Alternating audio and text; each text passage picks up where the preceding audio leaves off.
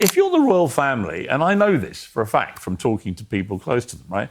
There's a lot of wariness about this, right? They don't trust them, period. They just don't trust them. I mean, Harry to them is like Brooklyn Beckham is to the Beckhams now, right? I don't think anyone could be a worse son than Harry. How do you trust him, sir? How do you trust this son of yours who every single time you see him in the last few years, everything gets leaked, right? And then you add Meghan to the mix, who said she'd never come back to the country, who has spent years trashing our country, who's branded the royals a bunch of callous racists, right? And the pair of them are stuck in.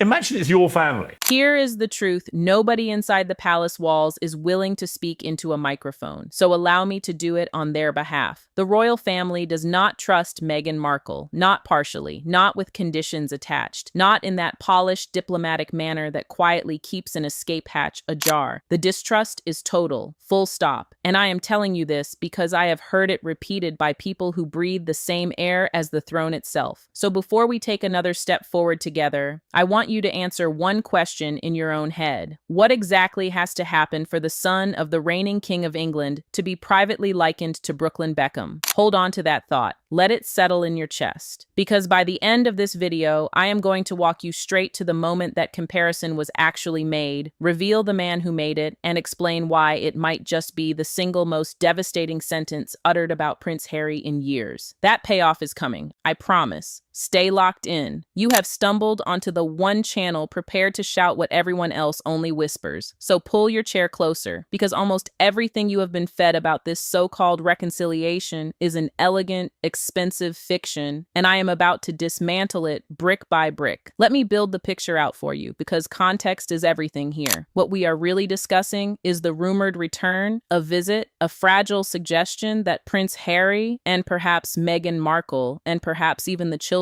might touch down once again on British soil and step, however fleetingly, back inside the royal enclosure. The mood music, to borrow a phrase from one royal commentator, has apparently shifted, thawed, brightened, and a well-oiled machine of sympathetic media outlets is grinding away around the clock to convince you that a happy ending is not only feasible, but knocking on the door. Now let me be transparent about my sources, and about the sources whose word I actually weigh. There is Piers Morgan, who has been strikingly candid about the royal contempt for a Sussex homecoming. Ordinarily, I would brush that aside, but this time, that instinct will not hold, and I will explain precisely why. The man is a personal friend of Queen Camilla. He speaks with Queen Camilla. He is close to Princesses Beatrice and Eugenie. Only weeks ago, he was pictured out partying with Beatrice's husband Eduardo, and Beatrice herself was there beside him, though that is a rabbit hole for another day. The essential point is this. He is not speculating in a vacuum. He has hotlines running straight into the beating heart of the family, and those lines are humming with the same refrain, over and over. No, we do not trust Meghan. No, we do not want her stepping back through the door. And yes, Harry has become, within this family, exactly what Brooklyn Beckham has become within the Beckhams. We are getting there, I swear.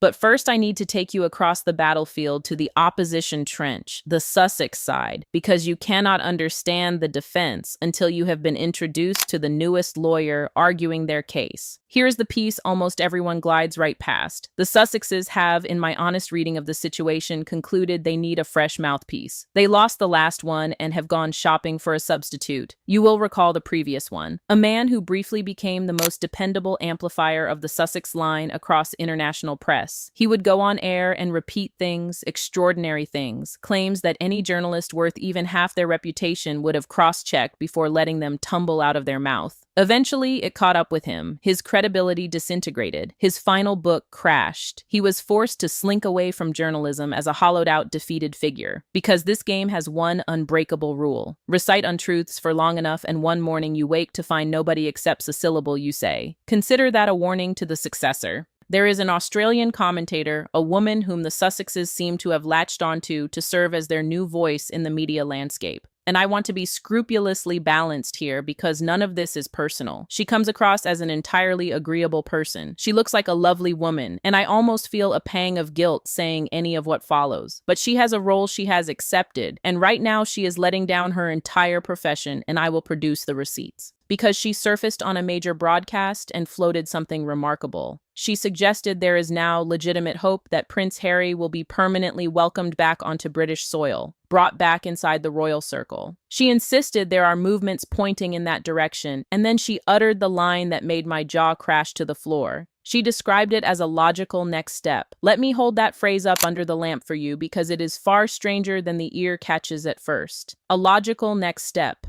After everything, after the accusations, after a family was publicly branded in the loudest possible fashion as a den of callous racists. And now we are being coached to accept that sauntering back in and offering the royal wave outside a hospital is simply the reasonable, common sense, organic continuation of that arc. That, I am sorry, is completely deranged reasoning. And I believe I know exactly why an Australian voice, with limited grasp of the inner mechanics of the British monarchy, was the vessel selected to carry it. Picture the scene she painted for the audience. After everything they have declared about the royal family, after everything they have professed to feel about the royal existence, we are meant to swallow that we will soon see them waving outside hospitals again as working royals. And her response was that a scene like that would have been unthinkable just 2 years ago, but that in the past 12 months there have been meaningful movements in that direction, that the mood music has shifted so dramatically that Harry has openly stated he wants reconciliation, that he misses his native country, that he longs to spend time with his wider clan, which naturally includes the Spencers, his late mother's side. And so she argued, whatever route makes it possible, there is now a plausible scenario where Harry returns in some capacity and spends a more permanent stretch of time here. How that dovetails with the children and with Meghan, she conceded she could not say for certain. But she framed the entire thing as the logical next step for him to be able to bring the children back. And here is the moment reality punched through the fantasy, because a more grounded royal voice on the same panel sliced right through the whole thing with a single word. Maybe, he said, the word sorry ought to come first. Sorry. One word. And it blows the fairy tale to pieces. Because think carefully about what was just slipped past your defenses. Undiluted Sussex spin delivered with a straight face, as though years of open warfare could simply be folded neatly and stowed in a drawer without a solitary apology. Hats off to that grounded commentator for hauling reality back into the studio, but the spin did not stop there. Oh no, it grew bolder. The Australian commentator pressed on, claiming that Harry is no longer sitting with rage and hurt, but rather with nostalgia. Poor Harry. Diddums. She added that the United Kingdom is no longer looking so unattractive to him, in part because of how things have unfolded for the Sussexes in America. And allow me to translate that for you because it is, quite by accident, the most honest sentence in the whole performance. That is exactly why they do not want you back, because everyone can plainly see that the only reason your eyes are drifting homeward is that Plan A has failed. She likened it to an intensely painful breakup, saying that once all the emotions settle, what remains is nostalgia, and that this feeling has quietly wound itself through Harry's mind over the last couple of years. Said he wants his children to know his family. Said he is probably no longer feeling the rage and hurt he carried when he left under such dramatic conditions.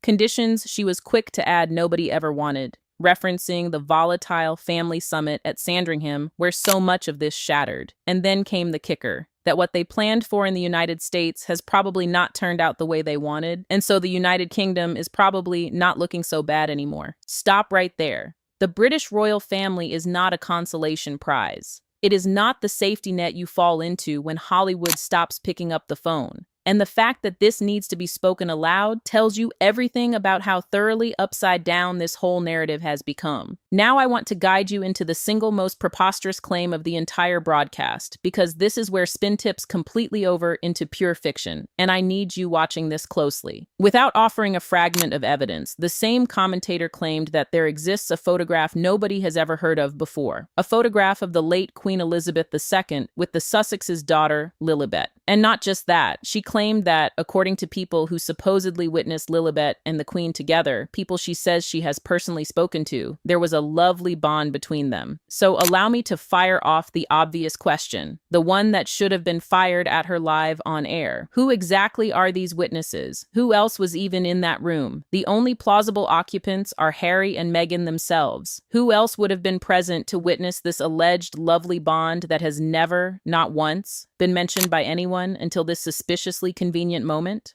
Her story ran like this: that in 2022 there was a small birthday party for Lilibet, that Harry and Meghan wanted the Queen to be there, and the Queen consented, that Harry and Meghan were desperate for a photograph of the Queen with the children, that the Queen was understandably uneasy, given she had already been burned by the Sussexes when it came to the leaking of private moments, that she nonetheless agreed to the photograph, that the photograph was taken, that it has never been seen, and, in the teller's own words, probably never will be. And then, doubling back to that scene one final time, she said she had been told by someone who witnessed it that there was a lovely bond between Lilibet and the Queen. Let me tell you why this crumbles the second you apply the slightest pressure to it. If there had been some profound, secret bond between the late Queen and little Lilibet, do you honestly believe Harry and Meghan themselves would have kept a lid on it? It is exactly the kind of soft, humanizing vignette their entire media playbook is engineered to produce. The silence is the giveaway. And here is what the public record actually contains. The one known meeting between the Queen and the Sussexes took place at Windsor Castle.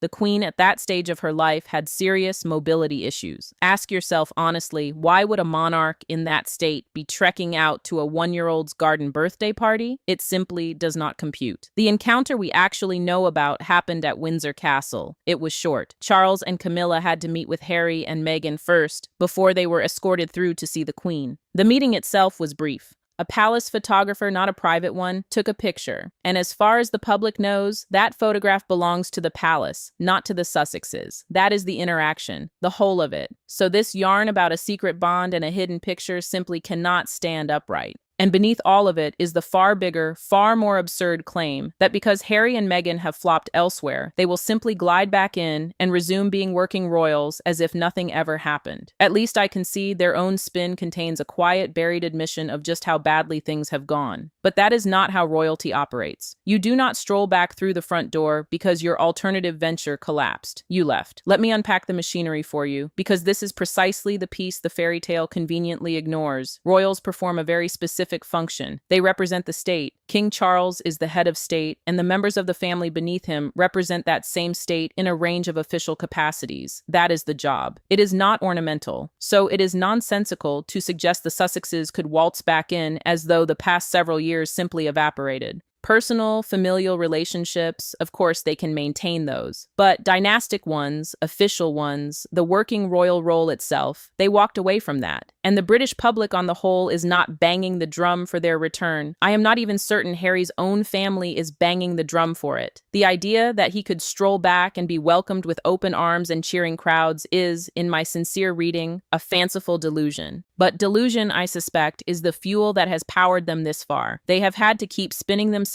a story about their place in the world that the facts flatly refuse to support. They faltered in Hollywood, they walked away from the royal family, and now the suggestion is that they can fall back onto the monarchy as some kind of safety net. I do not believe that net has been strung up, and I certainly do not believe they would be welcomed back, especially with the reign of King William looming somewhere on the horizon, especially when the whole thing carries the unmistakable stench of a consolation prize. Oh, it did not go your way over there, so we will hand you another chance over here. Absolutely not. Now here is where Piers Morgan, the man I mentioned at the top, restored some balance, and here is where we finally arrive at the comparison I promised. So stay right where you are, because this is the brutal part. To his credit, he did not simply pass the mic to Sussex Spin. He shoved back hard, and I believe what he said, and I will spell out exactly why I believe it. I am convinced this is coming from Queen Camilla, from Princess Beatrice, and from Princess Beatrice's husband, Eduardo, the very people he considers friends, the very people he was seen partying with. He said he knows for a fact that there is fatigue coursing through the royal ranks about the return of Harry and Meghan.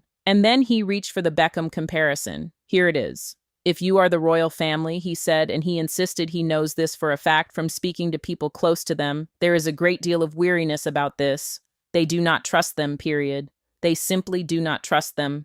Harry to them is what Brooklyn Beckham is to the Beckhams. He pushed it further in his own savage register, saying he did not think anyone could be a worse son than Harry, tipping his hat almost sarcastically to Brooklyn by comparison for what he described as spoiled, entitled behavior. And then he made an observation that unlocks a door into history, one I want to walk through with you, because it is a great deal more interesting than a mere insult. He pointed to a recurring theme: American women. He noted that with Harry and Meghan, and stretching back through the family's past, you land on a striking pattern. Wallis Simpson, the American divorcee for whom a king surrendered his crown in the abdication crisis. 3 for 3, he said. Let me hold that thought up to the light for you, because this is the unforeseen connection that the straight retelling will never hand you. Wallis Simpson is not a throwaway reference. She is the ghost stalking this entire tale. Almost a century ago, the British monarchy was struck by a constitutional earthquake when a king chose an American woman over the crown itself. The institution outlasted it,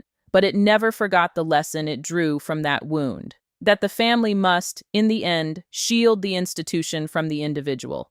That love, when it slams into duty, does not get to walk off with the prize.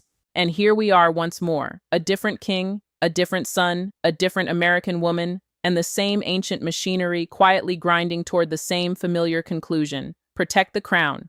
Do not trust the outsider. Hold the line. When Piers Morgan said 3 for 3, he was not just landing a cruel jab. Whether he intended it or not, he was naming a pattern the monarchy has been executing for the better part of 100 years. I want to linger inside that comparison for a beat longer, because it repays a closer inspection. Think about what genuinely occurred in the abdication. A man who was, by his very birth, the most important person in his country, walked away from all of it. The throne, the duty, the role he had been groomed from infancy to occupy. And he did so for a relationship the establishment around him had determined it could not tolerate. The institution did not bend to him. He bent to it by leaving. And the family that remained closed ranks, absorbed the impact, and carried on, because that is what it is engineered to do. It outlives the individual every single time. Now overlay the present onto the past, panel over panel, and watch how flawlessly they line up. A prince born into the family, married to an American woman, the establishment surrounding him grew to distrust. A dramatic departure, a family left to sweep up the fallout and shield itself. The names change, the costumes change, the century changes. The story does not. And that is precisely why, when you hear the friendly narrative insisting that this time everything will be patched, forgiven, and slotted neatly back into place, you should feel a whisper of doubt.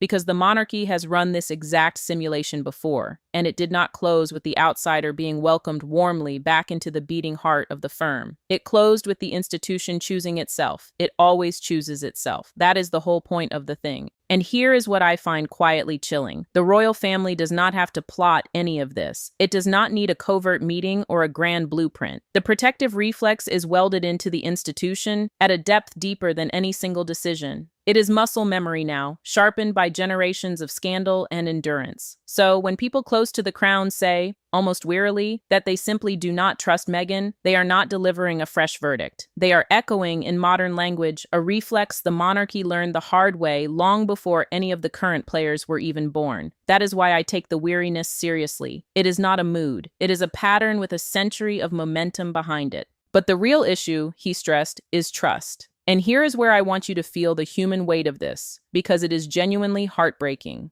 Of course, the king, as a father, would love to see his son. Of course he would. Charles, by every account, despises confrontation. He does not want everything to be chaotic and combative and dramatic. He wants calm so that he can focus on the job, which, incidentally, he has been performing well. His state trip to the United States was, in Piers Morgan's telling, remarkably successful, perhaps his finest hour as monarch. So Charles is holding up his end. He simply wants the rest to be peaceful. But everyone around him keeps asking the same agonizing question. How do you trust him, sir? How do you trust a son when every single time you have seen him in recent years, everything ends up leaked? And then you slot Meghan into the equation, the woman who vowed she would never return to the country, who has, in the eyes of these royals, spent years dragging it through the mud, who branded the family a nest of callous racists. How do you crack that door open again? Let me place you inside that dilemma for a moment, because I think this is the key that unlocks the entire lock. Imagine you are a father. You love your son. You would surrender almost anything to sit in a room with him and your grandchildren and simply be a family again. That That longing is real, and it is human, and I do not doubt for a second that Charles feels it. But now, imagine that every time you have opened your heart to that son in recent years, the private contents of that moment have surfaced in a book, in an interview, in a documentary streamed to the world.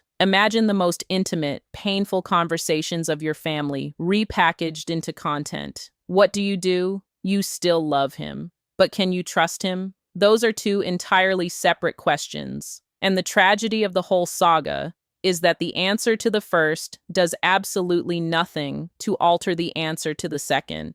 Love is not the obstacle here. Trust is. And trust, once it has been shattered publicly, over and over, is the single hardest thing on earth to rebuild. That, I believe, is why the reconciliation fantasy is at once so seductive and so hollow. It collapses those two questions into one. It whispers, because Charles loves Harry, the door will open. But the people surrounding Charles are not asking whether he loves his son. They already know he does. They are asking whether the family can survive letting him back in. And so far, the honest answer they keep arriving at is no. And then comes the piece I reported here earlier this week, the piece that transforms weariness into genuine dread. There is a serious concern, reported by a royal correspondent on this very program, that Meghan intends to use the trip to promote her struggling business. I have heard it directly from people around the royals. They are worried about exactly this. They believe she will sweep in, that she is growing desperate as her business ventures stumble, and that she therefore knows she needs to be seen. And here is the chillingly simple equation at the center of it. Desperate equals dangerous. Think about how the wider celebrity world has already quietly cast its ballot. When was the last time you spotted the Sussexes standing beside a genuine A-list name? That world ran the cold calculation. Get within striking distance of those two, and you will not be invited to the things that actually matter. The last real sighting of that variety, in Piers Morgan's memory, was a Netflix event. That is what desperation looks like from the outside. And desperation, when it has nothing left to lose, is precisely the ingredient that renders someone dangerous to an institution powered by caution. That is the equation the family cannot stop replaying inside its own head.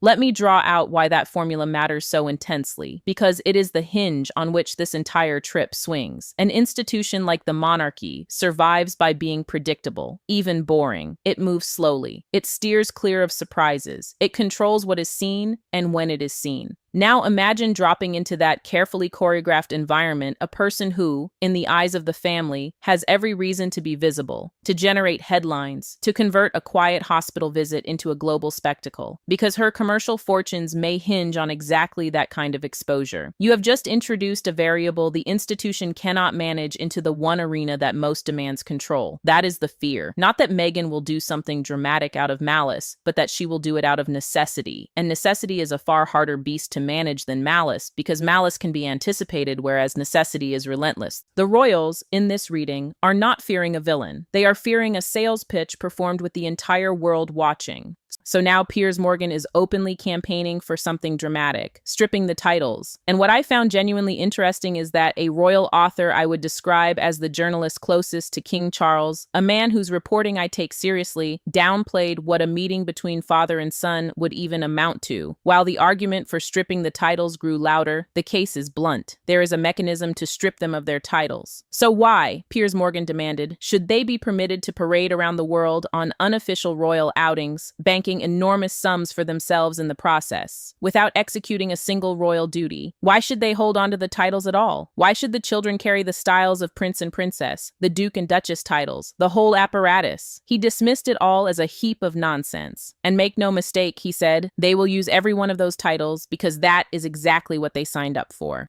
And there is a logic inside that anger I think is worth pausing on, because it strikes at what a royal title truly is. A title is not a personal possession. It is not a gift you get to keep forever and use however you please. It is, in effect, a loan issued by the institution in return for service rendered to that institution. The bargain is straightforward. You carry the name, and in exchange, you shoulder the duties. You cut the ribbons. You call at the hospitals. You represent the state when the state calls upon you. Strip out the the service and the bargain fractures. So when two people cling to the name and the standing and the global doors that name opens and convert all of it into private income while executing none of the duties, you can understand why people inside the system feel the deal has been broken. They are trading in the institution's currency without paying the institution's price. That is the core of the case for stripping the titles. And stated in those plain terms, it becomes considerably harder to wave away. And then he sketched out with cold clarity what this heavily hyped visit is actually going to amount to. And I want you to really absorb this because it deflates the balloon completely. The king, in his framing, has essentially had a gun pressed to his temple. The Sussexes have telegraphed that they are coming. The leaks have done their work, announcing that they are arriving with the children. So what is Charles to do? He says, fine, you may use the palace if you give sufficient notice, but how much time will he actually spend with them? No more than half an hour if it happens at all. Will Camilla be present? Absolutely not. Will the Prince of Wales be present? Absolutely not.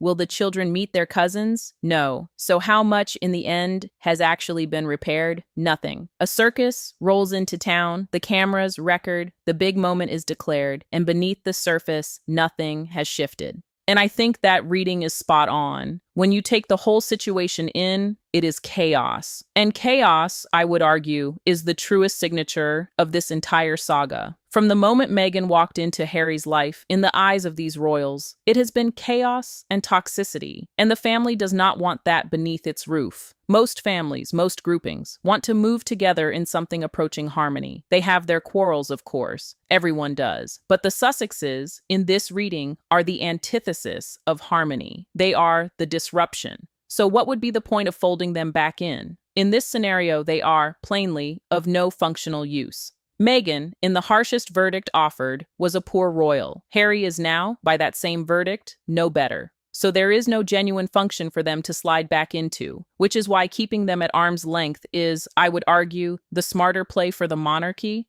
And yet, and this is the ache buried at the center of it, Charles still wants a relationship with his grandchildren. All of us can grasp that. Every grandfather can grasp that. But firm limits have to be drawn, and Charles needs to prove sturdier here than he has been. So here is my honest view. It is time to strip the titles. Yes, your son will be upset, but he has been upset and difficult for years already. Weather the latest tantrum and remove the titles, because the current arrangement is corroding the reign, and Charles needs to guarantee that Harry cannot inflict further damage with Meghan positioned beside him, because she will, as ever, try to sell. I do not think she will succeed, because the business is not even succeeding as it stands. I suspect it may collapse entirely, but she will still try. Perhaps she will send branded gift bags to royal family members who will quietly drop them into the nearest bin. That, I admit, would be rather delightful. But the damage Harry can inflict is real. And now I have to lay out the receipt that proves it, because there is a story breaking that may be the most concrete evidence yet of how this protection machine hums along. Stay locked in, because this one has a paper trail. An insider researcher has revealed what she claims is proof that the national broadcaster lied about a particular donation. You will remember this donation, the one Harry was said to have made to a major children's charity, the one reported as worth £1.1 million. Well, it has now emerged that the £1.1 million did not, it is claimed, come out of his personal pocket at all, but from another charity entirely. And this researcher, who was suspicious from the very outset about where the money truly originated, says she effectively trapped the broadcaster into a lie. Good journalism at work. Let me lay her case out, because it rests on 3 pillars. A donation of £1.1 million sold to the British public and to friends across the Commonwealth and beyond, as an act of personal generosity. A national broadcaster, which, she says, confirmed a false version of events to her in writing when she asked directly. And the extremely convenient timing of who eventually told the truth, and when, and why. Here is the crux. The broadcaster, she says, opted to confirm that it was a personal donation, but here is what she argues they already knew, what they had to have known. A transfer from a specific charitable foundation to the broadcaster's children's charity was, according to her account, logged with the official charity regulator on the 10th of October, 2025. That is a public record. By the time she posed her question, it had been sitting there for 5 months. The broadcaster received that money, they processed it, they held the documentation showing exactly which entity supplied the funds. And when she asked them point blank whether it had come from Harry personally or via a third party, they told her it was personal. And she explained why her alarm bells started ringing in the first place, and the detail is razor sharp. It was the positioning in the press, she said, but it was also the oddly specific figure. 1.1 million is a strange amount of money, and it leapt out at her immediately. She had worked at a charity before. She had watched countless celebrities weaponize charitable giving to launder their public image. And 1.1 million pounds is precisely the size of donation that guarantees headlines, because it clears a million, and because when it is converted into other currencies, it remains in many of them still above a million. So the headlines detonate, they go global. The number is engineered for reach, but she believes there is a far bigger story underneath. And here is where it stops being about one donation and starts being about something larger. She argues the lie proves Prince Harry is still being sheltered by the British establishment. It is, in her words, one big club. She has long insisted the establishment is still shielding him. At this point, she asks, did he ever really leave? She says she is presenting explosive proof of how the national broadcaster, the one financed by the public, lied to her.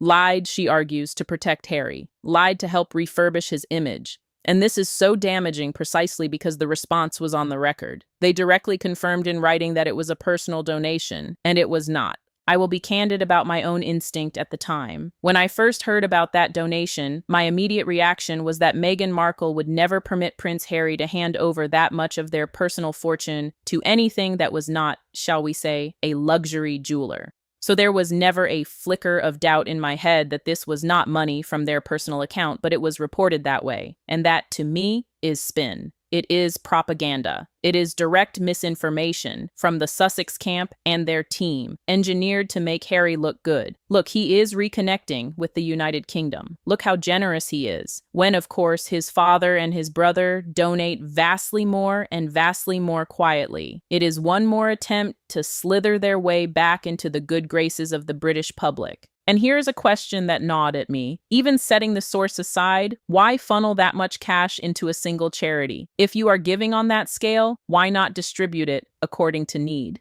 But of course, this was, by the account provided, routed through a particular foundation. They are the ones who actually release the money. And that matters enormously because it reinforces the public's mounting perception that the Sussexes are willing to lie when it suits their purposes. That is a corrosive thing to have confirmed about yourself. And it was always going to surface. The transfer was a matter of public record. So why Harry felt compelled to have it told this way is beyond me. It was a fool's errand. And here is a small fair note, because I try to remain fair even in this territory. Perhaps the individual at the broadcaster who fired off the email reply did not personally know the truth. Perhaps. But that is the pattern with the Sussexes. The mess they generate ripples outward and makes other people look bad as well, because they will not do the one simple thing that would end the whole affair. Tell the truth. Now let me bring you down softly, because I want to close on a palate cleanser, and it is my favorite story of the week.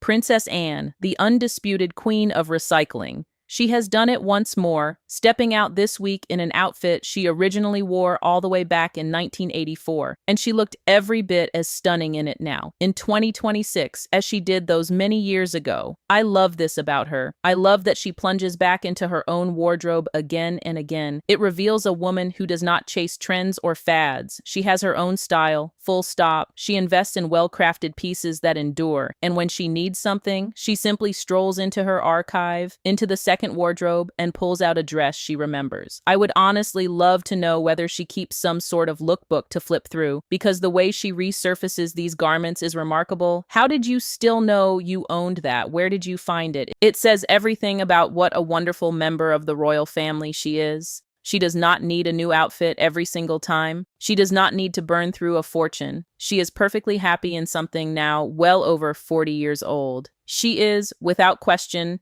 the queen of recycling. And I will confess, it made me feel positively ancient. Because if the dress is over 40 years old, well, so am I. I have reached the age I am almost too embarrassed to admit, where I genuinely lose track of my own age. Am I 43, 42, 44? Honestly, I am fairly sure it is 43, which means I am now, officially, as old as one of Princess Anne's dresses. A humbling thought to close on. So let me tie off every loop I opened, exactly as I promised, because you stayed with me and you have earned the payoff. The comparison I dangled at the very start, there it is, in full. Harry, to the people closest to the crown, is Brooklyn Beckham, the spoiled son. Folded into that single line is a deeper history, the recurring shadow of the American woman running all the way back to Wallace Simpson, 3 for 3. The pattern the monarchy has been quietly managing for nearly a century. The hope of a permanent return, marketed to you as a logical next step, dismantled. The British royal family is not a consolation prize, and you do not get to stroll back into a working role because the alternative plan collapsed. The secret photograph and the lovely bond between the late Queen and Lilibet, it does not survive contact with the public record. A brief meeting at Windsor Castle, a palace-owned photograph, and a silence from the Sussexes that speaks louder than any story. The donation of £1.1 million, sold as personal generosity, shown by the account of one determined researcher to have originated from a foundation, while a national broadcaster confirmed in writing a version of events the paper trail does not back up. One big club, still shielding a man who, you have to ask, may never truly have left. And the question I asked you to hold at the very beginning, what does it take for a king's son to be privately compared to Brooklyn Beckham? Now you know. It takes years of leaks. It takes a family that craves calm and keeps being handed chaos. It takes a marriage these royals view as the source of that chaos. And it takes an institution old enough and scarred enough to remember precisely what happens when an outsider is allowed to come first. So here is the truth as I see it. The mood music has not changed. The trust is gone. And if Harry walks back in expecting open arms, he is going to find a closed door, a 30-minute audience, an absent Camilla, an absent brother, and cousins, his own children, will not meet. Nothing repaired. A circus. And then silence. Now, you tell me, after everything you have just heard, do you believe the word sorry is coming? I honestly do not believe it is. And I suspect a part of you already knew that before you ever pressed play. Send this to the one person in your life who still clings to the fairy tale, and let them decide for themselves.